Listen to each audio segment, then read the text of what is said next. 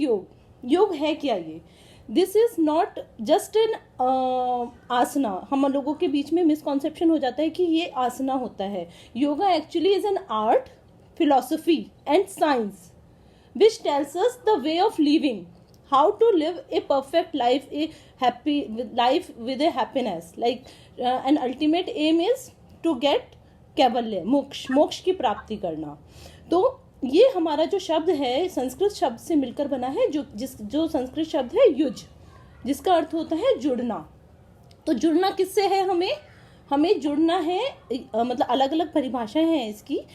हम मन, बुद्धि और शरीर से मिलने को भी योग कह सकते हैं, और आत्मा परमात्मा से मिलने को भी हम योग कहते हैं। तो ये हमारी जो स्थिति है ये एक समाधि की स्थिति होती है, जब हमारी ये सब चीज़ों का मिलन हो जाता है, योग हो जाता है। तो योग अगर हम मैथमेटिकल टर्म में लें, एक बच्चे को, एक युवा को समझाने के लिए, तो योग हमारा, हम कह सकते हैं कि yog is addition of different object, different thing. जैसे कि एक पानी होता है, अब इसमें क्या होता है, हम अपनी वृत्तियों का निरोध करते हैं, जितने भी हमारे विकार हैं मन के, बुद्धि के, उनको दूर करने का हमारा काम होता है, जिससे कि हमारा मन शांत हो सके। अब मन शांत कैसे होगा? हमारा मन जो होता है एक पानी की तरह होता है, एकदम शांत भाव होता है उसका, लेकिन अगर उसमें कोई पत्थर डाले तो हम उसमें अपना चेहरा नहीं देख पाएंगे। हमारा चेहरा क्या है? हमारा असली स्वरूप। हमारा असली स्वरूप क्या है? मैं कौन हूँ? तो उसको हमें जानना है योग के थ्रू। तो जो ये वृत्तियाँ आई हैं, जो हमारे शरीर के चारों तरफ हमने बना लिए, भ्रांतियाँ बना ली हैं, जो द्वेष बना लिए हैं, इन सब से बचकर, अविद्या, अस्मिता, ये सब चीज़ों से हम अपने आप को फंसा लेते हैं इस दुनिया में, और हम अपने असली स्वरूप को भूलते जाते हैं। तो योग के माध्यम से एक्चुअली क्या था, महर्षि पतंजलि जी ने बहुत सालों पहले, मतलब जब उन्होंने पतंजलि योग सूत्र की रचना करी, तो वो त्रिकालदर्शी थे। उन्होंने ये जान लिया था कि जब कलयुग आएगा तो जो मनुष्य होगा वो अपने असली स्वरूप को भूल जाएगा। तो उन्होंने सोचा कि ऐसा क्या चीज़ करी जाए कि जिससे उसे याद रहे कि मैं कौन हूँ। वो अपनी शरीर आत्मा में कोई डिफरेंस उसमें नहीं मानेगा, वो सोचेगा कि शरीर ही आत्मा है, आत्मा ही शरीर है। तो उस सब को ज्ञान को देने के लिए उन्होंने पतंजलि योग सूत्र की रचना करी, और सभी ग्रंथों को मिलाकर, जितने भी ग्रंथों की मुख्य मुख्य बातें थी, सबको मिलाकर एक मेन ग्रंथ बनाया, जिसका लक्ष्य क्या था? हमारे को अपने आप को पहचानना। तो आप ध्यान से समझिए इस बात को कि उन्होंने ये, और उसमें उन्होंने आत्मा की शुद्धि के बारे में बताया। आत्मा की शुद्धि किसके थ्रू बताया? उन्होंने योग सूत्र के थ्रू। योग सूत्र लिखा आत्मा की शुद्धि के लिए। शरीर की शुद्धि के लिए उन्होंने आयुर्वेद की रचना करी, ठीक है, और वाणी के लिए उन्होंने व्याकरण बनाया। तो उन्होंने कलयुग के लिए सब चीज़ों की रचना करी, जिससे कि सब लोगों को ज्ञान प्राप्त हो, और आज के समय के हिसाब से लिखा, जिससे कि कलयुग में भी लोग कैवल्य और मोक्ष की प्राप्ति कर सकें। तो yoga, there are different practices of yoga, but the ultimate aim is क्या है? कोई बता सकता है हमारा अल्टीमेट एम योग का क्या है? कैवल्य। कैवल्य। तो कैवल्य जो है, मतलब ये नहीं कि हमें स्वर्ग नरक जाना है या कुछ ऐसा नहीं है। हम अगर अपने आप को पहचान लेते हैं, हम सेल्फ रियलाइज कर लेते हैं अपने आप को, तो दैट इज कॉल्ड कैवल्य, मोक्ष, ठीक है। तो वो ही सेल्फ रियलाइजेशन है। तो इसमें पाणिनि व्याकरण आता है, जिसमें योग के 3 अर्थ दिए गए हैं, जो मुख्य अर्थ हैं, जो कि एग्जाम्स में भी आ जाते हैं और बहुत इंपॉर्टेंट है। 3 है, कोई बता सकता है उसके नाम? युज, युजित और युज समाधो। पहला है युज समाधो, युजिर योगे, और युज संयम मने, संयम मने, ठीक है।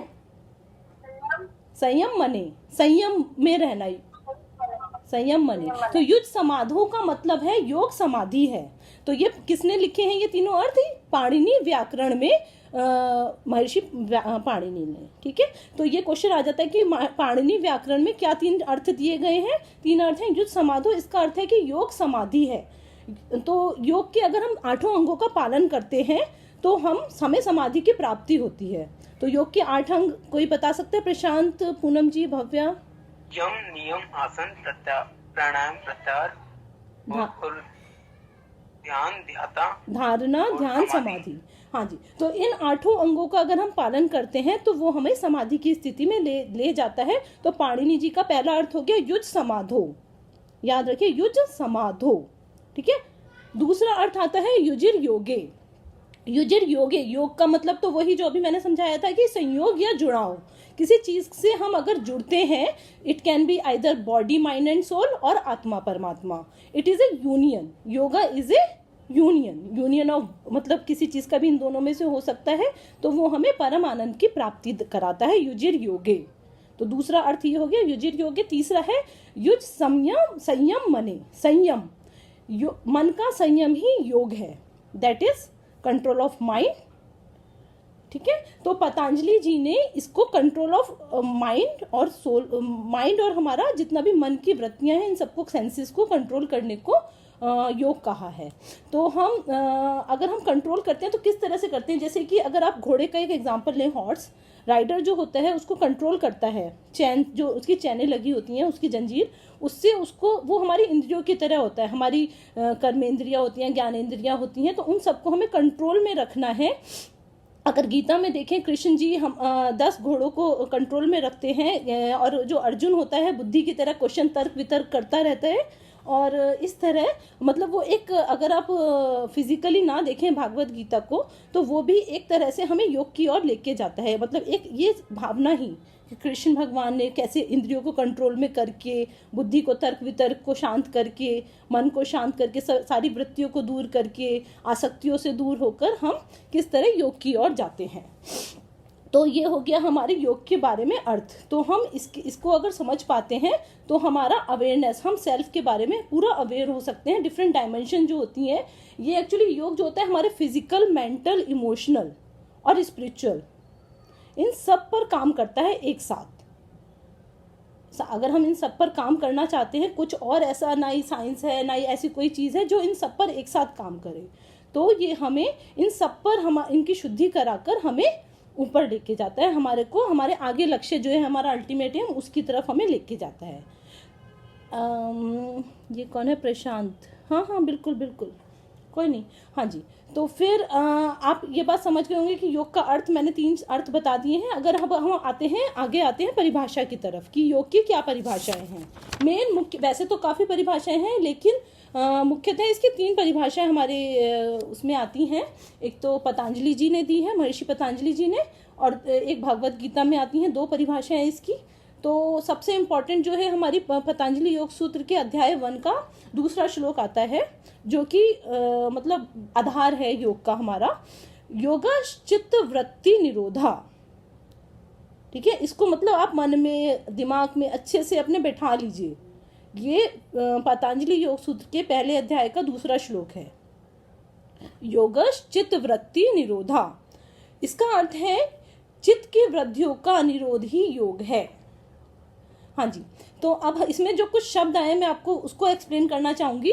चित्त क्या होता है? कोई बताएगा कि चित्त होता क्या है? मन। मन मन, खाली मन चित्त है? मन, बुद्धि, मतलब हाँ, ये एक्चुअली जो मन होता है, चित्त जो होता है हमारा 3 चीजों से मिलकर बना होता है। इट इज कंपोजिशन ऑफ मानस, मन, बुद्धि और अहंकार। तो मन क्या है, ये मानस क्या है? मानस जो होता है, हमारे जो सारे सेंसेस होते हैं, सारे 5 सेंसेस, ये हमारे मन के अंतर्गत आते हैं, जिससे हम उनको कंट्रोल करते हैं, ठीक है। तो हम अगर चित्त की बात करते हैं तो उसमें मन में सारे सेंसेस आ गए। फिर नंबर 2 पर आता है बुद्धि। बुद्धि में होता है हमारा इंटेलेक्ट, हमारा डिसीजन लेने की पावर, कि हम क्या डिसीजन लेते हैं। जैसे कि हमने एक रसगुल्ला देखा, हमारा खाने का मन किया, लेकिन हमारे बोला किसको नहीं, हाँ, लेकिन हमारे माइंड ने बोला हाँ, किसको नहीं खाना। अब बुद्धि का काम है कि वो डिसाइड करेगा। इंटेलेक्ट का काम होता है बुद्धि का कि उसे डिसाइड करना है कि हमें खाना है या नहीं खाना, हमारे शरीर के लिए क्या वो फायदेमंद है और क्या नहीं है, तो वो बुद्धि का काम होता है। तो ये सब चीजें मिलकर एक अहंकार का मतलब लोग नेगेटिव ले जाते हैं, लेकिन अहंकार नेगेटिव हर बार नहीं होता। अगर आप उसको आईनेस की तरह देखें, आई जो सुप्रीम आई की तरह देखें, तो वो खराब भी नहीं होता है। लेकिन लोग अहंकार में अपनी बॉडी के ऊपर आ जाते हैं, अपने मैंने ये किया, तो वो गलत होता है। तो आई जो अहंकार होता है, अगर असली आप उसके असली स्वरूप को जानकर उस अहंकार की बात करें तो वो अच्छे डायरेक्शन में आपको लेके जाएगा। तो चित्त इज कंपोज्ड ऑफ मानस, बुद्धि एंड अहंकार, 3 चीजों से मिलकर बनता है। अच्छा, तो इसमें आया चित्त की वृत्तियों का निरोधी योग है। वृत्तियां क्या होती हैं? कैमरे जिनके ऑफ हैं तो प्लीज वो भी बता सकते हैं 5 वृत्तियां क्या क्या होती हैं। अच्छा, मैं बताती हूँ फिर। 5 वृत्तियां होती हैं, बहुत इंपॉर्टेंट है। प्रमाण, हाँ जी लवली आपकी आवाज नहीं आ रही। आप बताओ। अच्छा, प्रमाण सबसे पहले होता है प्रमाण। प्रमाण, विपर्य, विकल्प, निद्रा और स्मृति। प्रमाण, विपर्य, विकल्प, निद्रा और स्मृति। तो अगर आपको इनका मीनिंग नहीं पता तो मैं थोड़ा इनके बारे में बता। हाँ, आपने निंदा बताया ना? प्रमाण, विपर्य, विकल्प, निद्रा और स्मृति। बताया, निंदा बताया? निद्रा। निंदा, अच्छा। स्लीपिंग, ठीक है, और स्मृति। तो अगर आप इनके बारे में थोड़ा बहुत, अगर मैं, वैसे ये इस चैप्टर में आता नहीं है लेकिन मैं आपको थोड़ा सा इसका ब्रीफ दे सकती हूँ, क्योंकि हम वृत्तियों की बात कर रहे हैं तो हमें पता होनी चाहिए कि क्या 5 वृत्तियां हैं और वो क्या होती हैं। सबसे पहले आया प्रमाण। प्रमाण क्या होता है? प्रमाण होता है जब हमारा मन किसी चीज का तर्क वितर्क करता है। हम किसी चीज के लिए हम कहते हैं कि नहीं ऐसा है, ऐसा नहीं है, और उसमें उलझ जाता है हमारा मन, तो वो होता है प्रमाण। प्रमाण 3 तरह से हो सकता है, either it can B direct प्रत्यक्ष प्रमाण, और अनुमान, और आगम। 3 तरह का होता है प्रमाण, प्रत्यक्ष, अनुमान और आगम। प्रत्यक्ष होता है जो हमारी इंद्रियों से हमने देखा है, सुना है, हम उसको सच मान लेते हैं कि ये हमारा सच है, हमने उसे देखा है, तो वो हमारा प्रमाण है। हमें एक चीज मिल गई है, ये सच है, इसे ही सच मान लेते हैं क्योंकि हमने उसे देखा है। तो हम जब इंद्रियों से देखते हैं, सुनते हैं, वो या सूंघते हैं, कोई भी इंद्रिय यूज कर सकते हैं, हम उसे सच मान लेते हैं, तो वो एक तरह की वृत्ति होती है। तो प्रमाण का एक पार्ट हुआ प्रत्यक्ष, एक हुआ अनुमान।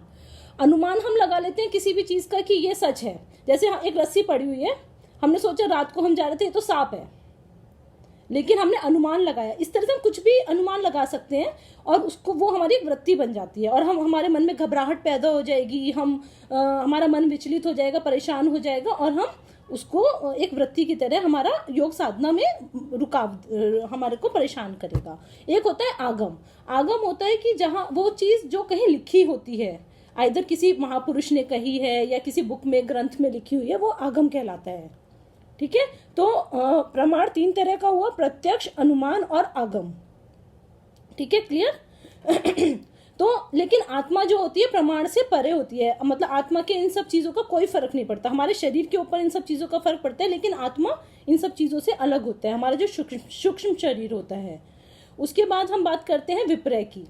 विपर्य होता है कि हम कुछ गलत मिथ्या ज्ञान बना लेते हैं, मतलब कुछ भी ऐसा अपने मन में बात बैठा लेते हैं कि जो सही नहीं है, लेकिन हम सोचते हैं कि वही सही है। जैसे कि पुराने हमारे कोई ऐसे विचार चलते आ रहे हैं, हमने मान लिया कि ये सच है, लेकिन वो मिथ्या बेसिस पर, उसका कोई बेस नहीं है, बेसलेस है वो ज्ञान, और हम उसको सच मान के बैठ लेते हैं, वो विपर्य होता है। ठीक है, उसके बाद हम बात करते हैं प्रमाण हो गया, फिर विपर्य। विकल्प। विकल्प होता है जब हम कल्पना जो हमारी होती है निराधार होती है, जो हम एक इमेजिनेशन वर्ल्ड में रह रहे होते हैं, जिसका कोई सब्जेक्ट ही नहीं होता, मतलब कोई बेस ही नहीं है जिस चीज का, वो होता है हमारा विकल्प। ठीक है, मतलब बेसलेस हम मान लेते हैं कि जिसका कोई बेसलेस नहीं है, उसके बेसिस पर हम या तो हम बहुत खुश रहते हैं, इमेजिन वर्ल्ड में रहते हैं कि एक सपनों का राजकुमार आएगा, वो ऐसा होगा, घोड़े पर आएगा और ऐसा, मतलब एक गर्ल के पॉइंट ऑफ व्यू से बोल रही हूँ, जैसे इसमें अभी ऑलमोस्ट सारी गर्ल्स हैं, तो मतलब वो एक हमारी वृत्ति होती है जो हम ये विकल्प बना लेते हैं, या कुछ भी बचपन में या बड़े होके कभी भी बन सकती, कोई एज क्राइटेरिया नहीं होती, तो विकल्प बना लेते हैं हम अनुमान के आधार पर, जो हमने देखा ही नहीं है, सुना ही नहीं है, उसके आधार पर। ठीक है, जिसके बारे में, जिसका कोई सब्जेक्ट नहीं है। ठीक है, वो एक अच्छा भी हो सकता है और डर के रूप में भी आ सकता है, कि जैसे कि बहुत सारे केसेस, अगर हमें कोरोना हो गया क्या होगा, एक्सीडेंट हो गया क्या होगा, एक डर भी आ सकता है, एक खुशी भी आ सकती है। तो योग के लिए तो खुशी और द्वेष कुछ भी अच्छा नहीं है, ना ही सुख खुशी ना ही दुख, कुछ भी अच्छा नहीं है, तो हम समान भाव से रहें। उसके बाद अगर हम इन तीनों से बच जाते हैं, बहुत मुश्किल है एक्चुअली योग में बचना, मतलब अगर आप योग की साधना कर रहे हैं, अगर हम इन तीनों चीज़ों से बच जाते हैं तो हम बिल्कुल शांत उसमें हैं और हम निद्रा में चले जाते हैं, सो जाते हैं, हमारा स्लीप में चले जाते हैं, स्लीप मोड ऑन हो जाता है तीनों वृत्तियों से बचने के बाद। तो हमें निद्रा अगर हम करेंगे ज़्यादा तो फिर हमारा सेल्फ रियलाइजेशन में हमारे रुकावट आएगी। हम उसको जो हमारी नॉलेज प्रोसेस चल रहा था, हम बुक पढ़ रहे हैं, हमें नींद आ गई, हम मेडिटेशन कर रहे हैं, हमें नींद आ गई, तो फिर वो हमारी एक वृत्ति बन जाती है, वृत्ति की तरह हमें रोकती है आगे बढ़ने में, जो हमें हमारा अल्टीमेट एम है। ठीक है, तो निद्रा खत्म हो गई। उसके बाद आती है स्मृति। स्मृति होती है हमारे जो पास्ट एक्सपीरियंसेस होते हैं उनके बेसिस पर हम अपनी एक खुशी या अच्छी बातें भी होती हैं, बुरी बातें भी होती हैं, तो हमारा पास्ट स्मृतियाँ जो होती हैं उसके बेसिस पर हम अपनी वृत्ति बना लेते हैं, जो कि हमें परेशान करती है, हमारे मन को विचलित करती है। तो ये हम वृत्ति की बात कर रहे थे। हम महर्षि पतंजलि योग सूत्र के अनुसार हमने डेफिनेशन बोली, योगश चित्त वृत्ति निरोधा। तो योग चित्त की बात कर ली, वृत्तियों की बात कर ली, निरोध मतलब उनको रोकना। अब हम इन्हें रोकेंगे कैसे? हमारा इनको रोकने का काम करता है अभ्यास और वैराग्य। अभ्यास, हम योग का डिफरेंट अंगों का पालन करें, बहुत सारी चीज़ें हैं उनको पालन करें, अभ्यास करें।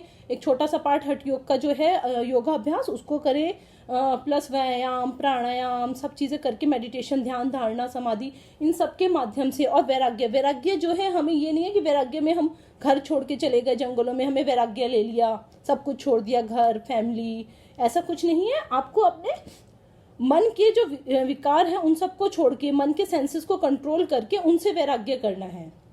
अपने किसी चीज़ से अटैच ना करना, आपको आपने जो किया उससे अटैच नहीं होना चाहिए, फल से अटैच नहीं होना, तो दैट इज कॉल्ड वैराग्य। आप उन सब से ऊपर उठ गए हैं। तो इसमें हमने बात करी चित्तवृत्तियों की। तो माइंड और mental modification of different thoughts waves, it works like a wave, जो फ्लक्चुएट होती रहती हैं और हमारे चित्त को डिस्टर्ब करती हैं, माइंड को, चित्त को भी, जो भी आप बोलेंगे। तो पतंजलि योग सूत्र में yoga is a method by which chitta vritti are controlled and relaxed and calmed. तो जो ये चित्त की वृत्तियां हैं ये रिलैक्स्ड हो जाती हैं और काम हो जाती हैं। अब इसके बाद हम बात करते हैं भागवत गीता की। भागवत गीता में 2 श्लोक, 2 डेफिनेशन इसकी दी गई हैं। दूसरे अध्याय में, सेकंड चैप्टर में 48 श्लोक है और 50th श्लोक है। तो छोटे छोटे से हैं लेकिन इनको हमें याद करने होंगे, जो कि हमारे आगे तक काम आएंगे। पहला श्लोक है समत्वम योग उच्यते। समत्वम योग उच्यते, एक बार आप मन में दोहराएं इसके, जिससे कि आपको बैठ जाएगा। समत्वम योग उच्यते, सेकंड चैप्टर 48 श्लोक, समत्वम योग उच्यते, जिसका अर्थ क्या है कि हम आसक्तियों को त्याग कर, आसक्तियां हैं जो हमारी अटैचमेंट हैं, जितने भी हमारी आसक्तियां हैं, हमारे हम जिनसे जुड़े हुए हैं, बहुत ज़्यादा पुराने हमारे संस्कार जुड़े हुए, उन सब से, अहम भाव से, इन सबको त्याग कर समत्व भाव से कार्य करें। समत्व भाव मतलब हमें किसी चीज़ में बायस नहीं होना कि हमें ये तो हमारा खुशी है, ये हमारा गम है, ये हमारी सिद्धियां हैं, हम असिद्धियां हैं, हम इसमें जीत गए, बहुत खुश हो गए, हम हार गए तो बिल्कुल डिप्रेशन में चले गए। मतलब हमें समत्व भाव, इक्वल बैलेंस्ड रहना है अपने को, चाहे वो सर्दी हो, गर्मी हो। बहुत ज़्यादा ये नहीं कि बस बैठ गए कि हमें तो बिल्कुल ठंड लग रही है, बहुत गर्मी है, एसी चलाओ, भागना है, मैं कहीं नहीं जा सकता, कुछ नहीं कर सकता। तो हमें समत्व बुद्धि से कार्य करना ही योग है। तो ये बहुत इंपॉर्टेंट है कि हमें अपनी बुद्धि को बैलेंस स्टेट ऑफ माइंड में रखना है। इक्विनिमिटी होती है ये, that is a person remains unaffected by different situations.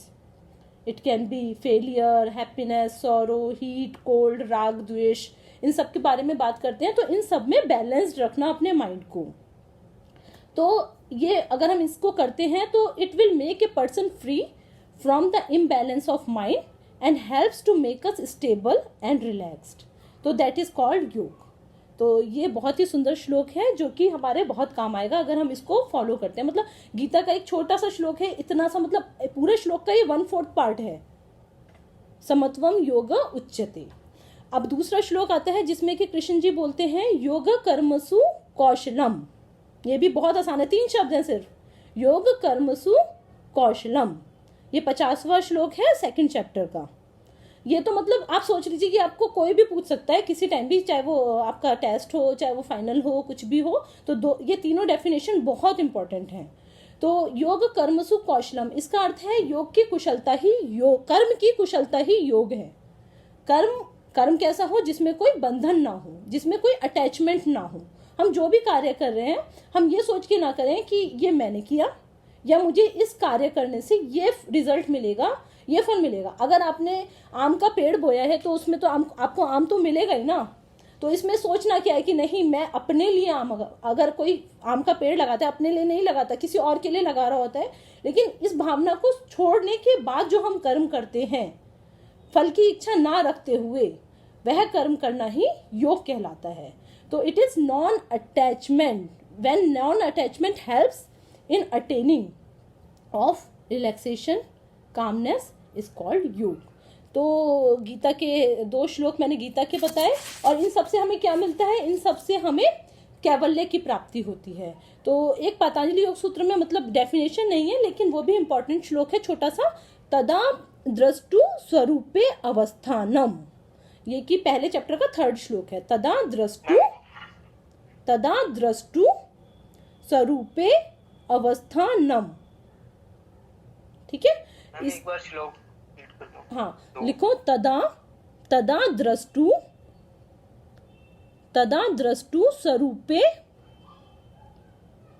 स्वरूपे अवस्थानम, तदा द्रष्टु स्वरूपे अवस्थानम। इसका गीता वाले भी कर दो। हाँ गीता वाले, एक मिनट मैं इसका मीनिंग समझाती हूँ, फिर मैं आपको चारों एक बार श्लोक रिपीट कर दूंगी। प्रशांत नोट में ही है ना? हाँ मैंने नोट दिया है 1.1 में। हाँ, उसमें सब लिखे हुए मिलेंगे। तो आप समझिए, मैं एक बार रिपीट कर दूंगी चारों श्लोक, आपसे ही रिपीट कराऊंगी प्रशांत, ठीक है। सुनो, तदा द्रष्टु स्वरूपे अवस्थानम, ठीक है। ये पहले अध्याय का 3रा श्लोक है पतंजलि योग सूत्र का। इसका अर्थ है चित्त की वृत्तियों का सर्वथा निरुद्ध हो जाना ही कैवल्य है, जो कि हमारा अल्टीमेट एम है। कैवल्य मतलब मोक्ष। जब आत्मा जो होती है या चेतना कह लीजिए आप, वो परमात्मा के स्वरूप में स्थित हो जाती है। जो हमारी आत्मा है, हमारी सेल्फ, रियल सेल्फ है, वो परमात्मा में निहित हो जाती है, तो वो हमें कैवल्य की प्राप्ति कराती है, ठीक है। तो ये बहुत इंपॉर्टेंट है जिसको समझना। तो ये परिभाषा नहीं, परिभाषा मेन 3 ही थी, एक पतंजलि योग सूत्र की, 2 भगवद गीता की। वैसे और भी परिभाषा है, याकवल्य जी ने भी इसकी परिभाषा दी है और गौतम बुद्ध ने भी दी है, और हठ योग प्रदीपिका में भी है, जो कि मतलब इम्पॉर्टेंट है। और जो याकवल्य जी ने बोला है, उन्होंने बोला है जीवात्मा व परमात्मा के सहयोग की अवस्था को योग कहते हैं। मतलब ऑलमोस्ट सबकी बातें सेम ही हैं, घूम फिर कर वही आ रहा है कि योग है, जीवात्मा परमात्मा के मिलन को योग कहते हैं। एक रांगीय राघव जी हैं, उन्होंने कहा है कि शिव और शक्ति का मिलन योग है। शिव का होता है हमारा पुरुष, और शक्ति जो कि कुंडलिनी योग की तरह, जो अभी हमें पढ़ाया भी गया है, हमें समझाया गया था कि शिव और शक्ति जो हमारी नाड़ियों से, सुषुम्ना नाड़ी से होते हुए जाती है, तो हमारा अल्टीमेट एम जो है हमारा शिव और शक्ति का मिलन है। ये कहा है रांगीय राघव जी ने, ठीक है। गौतम बुद्ध जी ने कहा है कुशल चित्त की एकाग्रता ही योग है। कुशल चित्त की एकाग्रता ही योग है। कुशल चित्ते एकाग्रता योग, कुशल चित्ते एकाग्रता योग, ठीक है। इसका अर्थ है कि कुशल चित्त की एकाग्रता ही, कंसंट्रेशन जो हम करते हैं, कुशल चित्त मतलब जो वृत्तियों से परे हो, जो चित्त, उनकी एकाग्रता ही योग कहलाता है। हठ योग प्रदीपिका में बहुत सुंदर एक श्लोक आता है, जिसका अर्थ पहले मैं आपको समझा देती हूँ, जिससे कि आपको श्लोक सुनने में भी मजा आएगा। इसका अर्थ होता है, जो हठ योग प्रदीपिका में मेंशन किया है 4थे अध्याय में 5वां श्लोक है, उसमें बोलते हैं कि जिस प्रकार नमक जल में मिलकर जल के समान हो जाता है, मतलब वो अपना अस्तित्व भूल जाता है नमक, ठीक है। उसी प्रकार जब मन, हमारा जो मन होता है, वो वृत्तियों से शून्य हो जाता है, जितने भी विकार हैं वृत्तियों, उनसे शून्य होकर आत्मा के साथ ऐक्य को प्राप्त कर लेता है, एक हो जाता है आत्मा के साथ, तो मन की उस अवस्था को नाम समाधि है। योगी समाधि, हमारा अल्टीमेट एम समाधि है। तो फिर हमारा एक हो जाता है आत्मा परमात्मा के साथ।